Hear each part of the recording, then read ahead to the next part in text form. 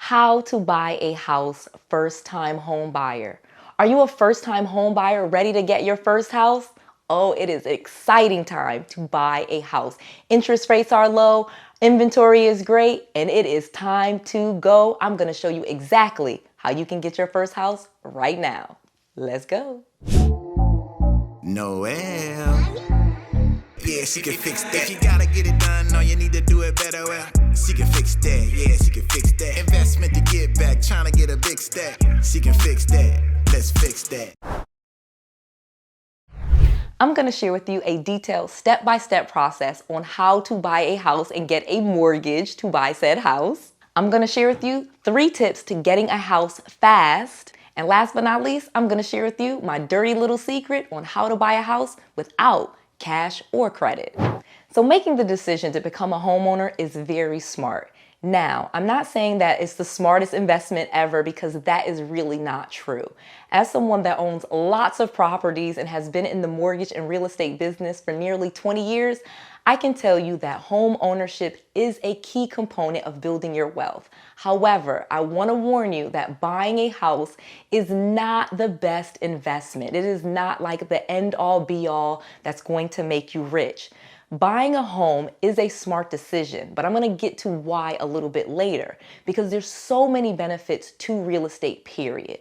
One of them is that real estate is a physical asset. It's something that you can have, you can borrow against, you can leverage. It has value that is going up called appreciation. You can turn your property into a rental property and make money off of it, or you can sell it and then make money off of that asset. So buying a home definitely is a smart decision and you are definitely on the right track. So let's talk about how you get it done.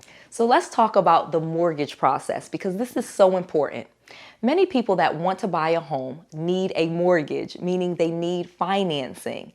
And a mortgage loan and the application process can be very daunting for most people, especially first-time home buyers. So when you go to buy a home and you apply for a mortgage, they are going to be looking for your ability to repay the loan. They want to see how much money do you make, your income. They want to make sure that you have stable employment and a source of employment that is stable. Have you been working for 2 years? Is your income expected to grow? These are the things that they're going to be looking at when it comes to income and employment. Additionally, they're going to be looking at how well you've paid your bills in the past. Do you have good credit? Have you paid your rent on time? Are you someone that pays your credit cards, your car notes, and the other things that they have given to you? So they're going to check your credit. And then last but not least, they're going to check your assets and see, hey, does this person have any money? Do they save money? What are their saving patterns? And they're going to ask for a few months of your bank statements to verify this. So again, the mortgage process is very simple when you understand what they are looking for. However, for most people, it can be very daunting. As a former mortgage processor, mortgage underwriter, and then a mortgage manager, I can explain to you that this process is tedious for most people. The mortgage processor will continuously ask the person for certain documents. They will ask you for letters of explanation. They will ask you to explain all of the things on your credit report, your addresses, where you've lived, why this says that, who checked your credit, why did they check? And again, it can be very daunting for most people. However, banks are there to lend mortgages. They want to make money. You have to understand. They want to make sure that you have the ability to repay, but in most cases, they do want to lend money, and those mortgages are backed by the government in many ways, whether it be through Fannie Mae or Freddie Mac or FHA or VA. Many of mortgage loans are securitized in some way by the government, so they are incentivized to lend you money. So don't think that you can't get a house because there are tons of outside forces, what we in economics call macro forces, that are pushing onto the economy and onto the people to lend money. And so there's large banks, legislation, and all different types of laws designed to help you get a house. So let's talk about that because you can do it. So before you find the first house that you're looking to buy, you want to get pre-approved for a mortgage. Many people will go through the mortgage process and think that this is a process that happens after they find the house that they want, but that's not true. The process that you should follow if you really want to buy a home is you need to get pre-approved. And I don't mean pre-qualified, I mean pre-approved, where you go through the entire process. You show them your pay stubs, your W-2s, your bank statements, your credit report, and let them make a real decision as to how much money they will lend you so that you have a true pre-approval letter, and then you can go shopping for a house. Again, this will make the process much simpler if you get pre-approved, then go find the house, and then go through the mortgage process again.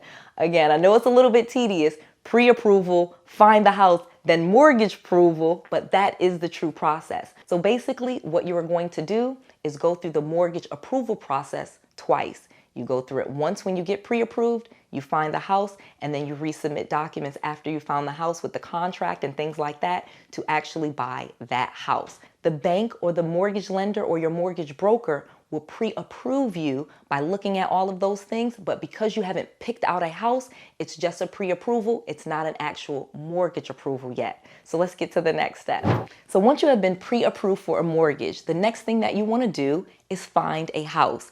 Again, most people do this process absolutely backwards, and they find a house that they love and then they call a mortgage lender to see if they can get approved. But this is absolutely the wrong way to do it, and it ends up wasting a lot of time.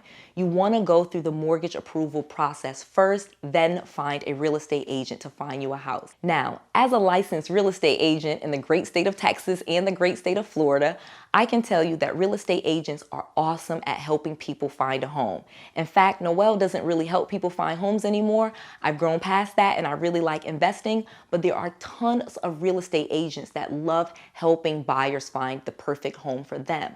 However, let me give you a warning. Most real estate agents, and again, I am a licensed real estate agent, we are not trained on how to find houses like a real estate investor. So when you go and find a house with a real estate agent, they're going to be trying to find a house that you say that you want. They're not necessarily helping you find a great investment. If you say, I want a house with 3 bedrooms and I want to be in this school district and I want a house that's 2 stories or 1 story or whatever it is, they will help you find that criteria. But very few, again, not all agents, very few know how to help you find investments, properties that you can buy now, maybe live in, and then turn into a rental property later. So my strong suggestion is find you a great real estate agent that is also an investor. Any property that you buy, even if you plan to live in it at first, you want the ability to make it a rental property so you can build a portfolio and truly become a wealthy person. Now that you found your house, you're going to write a contract. Once you write a contract on the property, the real estate agent will write a contract, you will leave earnest money, and then you will go through the mortgage process again with a real property. Now that you've identified a property and it has a contract, the mortgage lender will make sure that that property fits what they gave you for the pre-approval, and it will make the mortgage process so much simpler. Because you already went through the process of giving them your pay stubs, your W-2s, your credit report, and all of those things, so long as you find a house before the pre-approval expires, you should be okay. But here's another mistake that many people make, and I'm going to give you this advice because I just love helping. Many people get a pre-approval and it's only good for 30, 60, or 90 days, maybe 120. It really depends on the lender. And sometimes people will get that and they just kind of look and wait a really long time to find a house. This is a big mistake. Pre-approvals do expire. The reason that you're getting the pre-approval is so that when you find the house, you can quickly go forward with the process. You don't want to have to redo the whole thing and go through the process again and not get approved because things have changed on your credit or on your assets or in your job or anything like that. So as soon as you get pre-approved, go find a house and put a contract on something. I'm not saying you want to rush, but you don't want to wait a long time. Get moving and start building your portfolio. So I have created an entire course that teaches you how to invest in real estate, and you can do all of this absolutely free. I have a free training that I created just for you at noellsfreetraining.com. That's Noelle, Noelles, noellsfreetraining.com.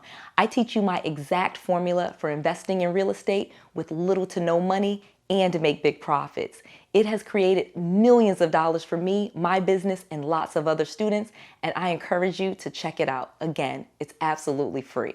I want to make sure that you have all of the resources, all of the knowledge, and all of the tools that you need to be successful. This is Noelle, to your success.